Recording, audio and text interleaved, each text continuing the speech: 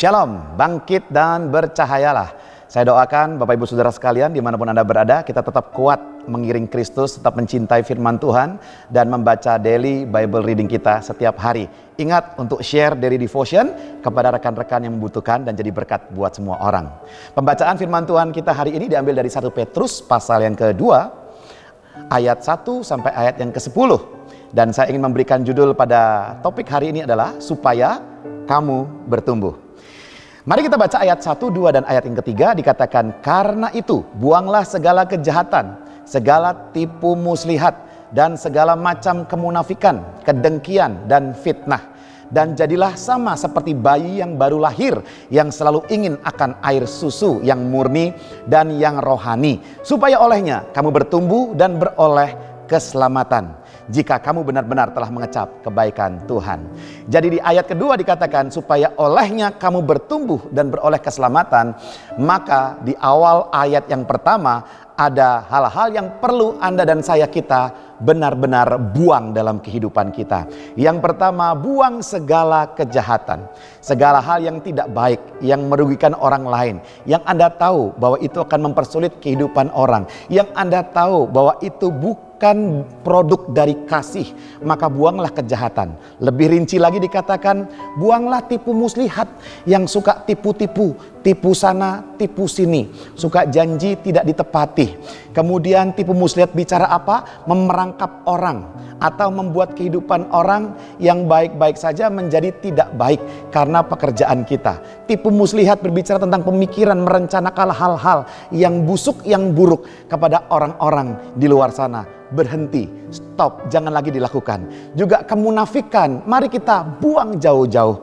Munafik, ada yang berkata muka nabi, pikiran kotor, katanya begitu. Namun bagi saya munafik adalah orang itu berperilaku baik tetapi dalamnya ternyata tidak baik. Orang itu nampaknya, kelihatannya, sepertinya kudus, ternyata dalamnya tidak kudus. Mari pastikan bahwa apa yang tampak di luar itu sama persis dengan apa yang ada di dalam. Apa yang Anda lakukan secara terbuka terang-terangan itu sama persis dengan apa yang Anda lakukan ketika Anda sendirian dan tidak ada orang yang melihat Anda. Kemudian apalagi yang dibuang? Kedengkian, mari kita buang. Yang iri-iri, dengki, susah lihat orang senang, senang lihat orang susah. Mari kita buang jauh-jauh. Mari kita praktek belajar hal ini, maka hidup Anda akan bahagia. Ketika ada orang yang diberkati Tuhan, turut sertalah dalam kebahagiaannya. Jangan malah nyinyir. Ketika ada orang mengalami mujizat, ikut sertalah melompat-lompat memuliakan nama Tuhan. Jangan justru mengatakan sesuatu yang justru menyakiti mereka. Mari kita belajar bersama-sama seperti Paulus, ketika mereka menangis, aku menangis. Ketika mereka tertawa, aku tertawa. Ketika mereka bersuka cita, aku turut dalam sukacita mereka. Dan yang terakhir, buanglah fitnah.